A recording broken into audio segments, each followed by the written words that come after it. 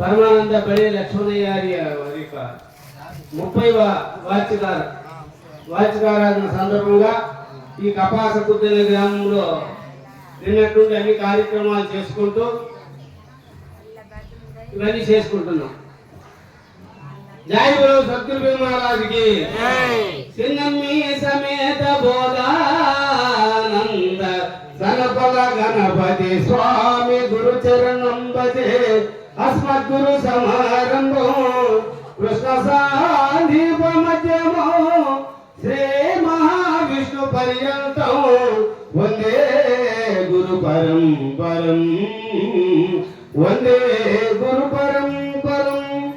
ఇవాళ ఇక్కడ ట్రాఫిక్ ఏంటంటే ఈ సభకు అధ్యక్షులైనటువంటి పరమానంద పైడిపల్లి జనరల్ నాయకునికి, అలాగే సర్వాధ్యక్ష స్థానంలో ఉండేటటువంటి సత్యనారాయణకి, ఉపాధ్యక్ష స్థానంలో ఉండేటువంటి సింహాచలంకి, సభా వేదికను అలంకరించినటువంటి పెద్దలందరికీ, సభను అలంకరించినటువంటి మహాత్మా ప్రియ సోదరులందరికీ హృదయపూర్వక నమస్కారాలు తెలుపుకుంటూ ఇవాళ ట్రాఫిక్ ఎరుక నిరూపణ, ఎరుక నిరసన, పరిపూర్ణ బోధ అనేటటువంటి విషయాన్ని చెప్పడం జరిగింది. కాబట్టి ఎరుక నిరూపణ అంటే ఏమిటంటే దుర్గానందు వారు అంటారు, 4 మహావాక్యములు లోనుడని తెలుసుకుంటే లోపల అర్థం మూలము లేనిదే గుర్తని ఆలోచన మీకు నేను అచమానీయము అంటాడు. అంటే 4 మహావాక్యములు ఏవైతే ఉన్నాయో అవి లోనుడని తెలుసుకుంటే లోపల అర్థం. ఆ లోపల అర్థం ఏమని చెప్పాడంటే మూలము లేనిదే గుర్తని. ఈ 4 మహావాక్యాలు ఉండేవి మూలము లేనిదే గుర్తు. అంటే మొదటి వాక్యం ఏమిటి అంటే ఋగ్వేద వాక్యము, శ్రవణేంద్రియముల శబ్దములు వినుచుండు చర్మేంద్రియముల స్వస్సలుగు సచురేంద్రియములు వీక్షించు రూపములు రుచులు నిరుగు ప్రాణరంధ్రములు గంధమాగానించు వాకులావచయుచు వాక్యములను ఇన్నిటినే జ్ఞానమెరుగుచున్నదో ఆ జ్ఞానమే ప్రజ్ఞానమును సుశ్రుతులు పలుకుచుండు అట్టి ప్రజ్ఞాన లక్షాతమనుభవంబు నిరూపనిత్యంబు నిజ పదంబు. శ్రవణేంద్రియముల శబ్దములు వినిచుండు. ఇప్పుడు నేను చెప్పేటటువంటి జంతువులు కూడా వింటున్నారే, అదే శ్రవణేంద్రియముల శబ్దములు నిరుగు. చర్మేంద్రియముల స్పర్శేంద్రియం అంటే మనకి చర్మంతో ఎరిగేటటువంటి స్పర్శలు ఏదైతే ఎరుగుతుందో అదే స్పర్శ, అదే జ్ఞానము. అలాగే చక్షురేంద్రియములు వీక్షించు రూపంలో మీ అందరు రూపాలు చూసేది కూడా అదే జ్ఞానము.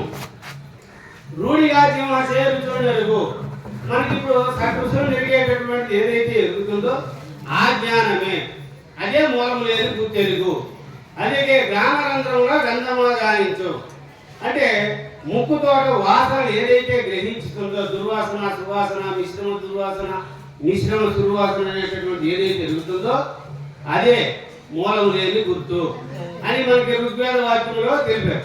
అక్కడ యజుర్వేద వాక్యంలో యజుర్వేదం ఏమిటంటే పరిపూర్ణమైన పరమాత్మ బ్రహ్మ విద్యకు యోగ్యమైన కాయంబునందు బుద్ధికి సాక్షి ఐశ్వర్యుచున్నది అహమనే పదమునకు అర్థమగును. అహమే ప్రతిలేనిదై స్వతః పరిపూర్ణ పరమాత్మ బ్రహ్మ శబ్దమునకు అర్థమదే. అహమేవ బ్రహ్మ బ్రహ్మవే అహమయంసు అసియనే పదమునకు అర్థమగును. ఎరిగి వాచాటములల్ల పరిహరించి అనుభవ జ్ఞాని పొందు లక్ష్యాదముందు రమ్య గుణరామ భద్రాది రామ పరశురామ నరసింహ దాస సంరక్షత. అంటే పరిపూర్ణమై ఉన్నటువంటి పరమాత్మ ఈ కాయంలో ఈ దేహంలోకి బుద్ధికి సాక్షి అయి స్మరించుతున్నది. అహం అనే పదమునకు అర్థము. అహం అంటే అర్థం ఏమిటంటే నేనే నేనే నేనే నేనని ఏదైతే అంటుందో అదే అహం అనే పదమునకు అర్థమగును. ప్రతిలేనిదై స్వతహా పరిపూర్ణమై అచలమై పరిపూర్ణమై ఏది ఉన్నదే అదే పరమాత్మ అనే శబ్దమును అర్థమగును.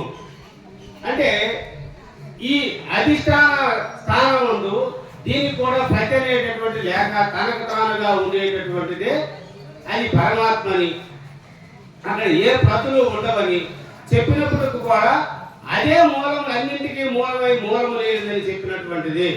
ప్రతి లేనిదే స్వతహా పరిపూర్ణమై పరమాత్మ అనే శబ్దమును అర్థం ఇది. ఇది అహమేవ బ్రహ్మ, బ్రహ్మ అహమయం, నేనే బ్రహ్మమును బ్రహ్మమే లేనంటూ అహమయ పదములకు అర్థమగు. ఎరిగి వాచార్థములల్లా పరిహరించి అనుభవ జ్ఞాని పొందు లక్ష్యార్థము. ఇది కూడా మూలము లేని గుర్తెరిగే శరీరం తాలూకా అంశమే. ఆ తర్వాత మరియు సృష్టికి పూర్వం అద్వితీయంపై నామరూప క్రియం ఏమీ లేక ఏది ఉన్నదో నదియు తత్పదం అనగనప్పు. తన వివేకమున పూర్ణాధికారి అయి ఈ మనోచిత్త దేహేంద్రియములకై సాక్షి అయి తేజిరిల్లు నదియు తొంపదం అనగనప్పు. అంటే ఇక్కడ ఏదైతే సృష్టికి పూర్వం అద్వితీయంపై నామరూప క్రియలు ఏమి లేక ఏదైతే ఉన్నదో అది తత్పదము. దానికే మన గురుగీతలో కూడా అఖండ మండలాకారం వ్యాప్తం చేయన చరాచరం తత్పదం దర్శితం చేయన తస్మై శ్రీ గురవే నమః. ఈ సాక్షి బుద్ధికి సాక్షి అయి తేజరెళ్ళినటువంటిది ఏదైతే ఉన్నదో అది తొంపదము. ఇదే సాక్షి అయి ఉంటుంది అన్నమాట. మనం చేసే పనులన్నిటికీ ఇప్పుడు ఇక్కడ కార్యం జరిగింది, ఇలాంటి పూజలు జరుగుతున్నాయి, ఇక్కడ మనం ఉపన్యాసం వినాలి అనేటటువంటి వినేటటువంటి దాన్ని ఇవన్నింటినీ చెప్పుకునేటటువంటిదే సాక్షి. తత్పదంలో సాక్షి రహితం, ఇక్కడ సాక్షి అనేటటువంటిది. అయితే తత్పదమే అన్నింటికీ సాక్షి రహితం అంటే అక్కడ ఏ గుణాలు లేవు కాబట్టి ఆ వాక్యం అక్కడ వాడు. ఇది మూడవ వాక్యం. ఋగ్వేదము, యజుర్వేదము, సామవాదం. ఇక్కడ ఐమాత్మ బ్రహ్మం ఎట్లాంటిదంటే అది సేమ్ పరిపూర్ణంగానే ఉంటుంది. స్వచ్ఛమై సత్యమై స్వప్రకాశమై అపరోక్షమై సదా అమలమగుతూ ఆద్యాంతరహితమై అచలమై శుద్ధమై బుద్ధమై సిద్ధమగుతూ నిర్వాక్యమైనట్టి నిర్గుణ పదమునకు లక్ష్య తాత్పర్యమదియే జగదధిష్టానమై చరాచరము నందు బాధితము లేక ఏది ఉన్నదో నదియు బ్రహ్మమగును అంటారు. అంటే ఏమన్నాడు దానికి నాలుగవ వాక్యము, ఐమాత్మ బ్రహ్మ స్వచ్ఛమై సత్యమై స్వప్రకాశమై అపరోక్షమై తనకు తానుగా ఉండేటటువంటిది, అపరోక్షమై సదా అమలమగుచు. అమలం అంటే ఏ మలినము లేకుండా ఉండేటటువంటిది, ఆద్యాంతరహితమై అచలమై శుద్ధమై బుద్ధమై సిద్ధము నిర్వాజ్యమైనట్టి నిర్గుణమయమాత్మ, అదే నిర్గుణము, అదే అయమాత్మ. ఈ అయమాత్మ బ్రహ్మం అనే తత్వం లక్ష్యం. అదే జగదధిష్టానమై చరాచరములందు బాధితము లేక ఏది ఉన్నదో అది బ్రహ్మమగును. దానికే భాగవతంలో ప్రహ్లాదు ఇందుగాడు అందు లేడని సందేహములను శక్తి సర్వోపగతుండు ఎందెందు వెతికినా అందందే గలడు. అంటే సృష్టి అంతటా కూడా నీలో నాలో సృష్టిలో సర్వము కూడా చరాచరములందు బాధితం లేక ఏది ఉన్నదో అది బ్రహ్మమగును. దానికే దుర్గానాథుని 4 మహావాక్యములు లోనునే నేను తెలుసుకుంటే లోపల అర్థం మూలము లేనిదే గుర్తనే ఆలోచన మీకు నేను అచమాను. ఇది మూలము లేనటువంటి గుర్తురా నాయన, ఇన్ని నమ్ముకుంటే మనకు మళ్ళీ జన మరణాలు తప్పవు కాబట్టి ఇదే మూలం లేని గుర్తరిగే శరీరం చెప్పారు. దానికే మన భాగవత కృష్ణుడు ఈ ఐమాత్మ బ్రహ్మం అనేటటువంటి దానికే ఏం చెప్పాడంటే త్వరలో 9 గల మేము మరికి 2 మలకలు 4 ఎర్రది తెల్లది నల్లది కర్రిది దాని ఆక్రమంతో కలదొక్క చోటు అదే ఎరుకని పురుగుండు చోటు గుర్రా గురుబోధని గొడ్డలిచో మర్రి పురుగులు 2 మనసు కొట్టకపో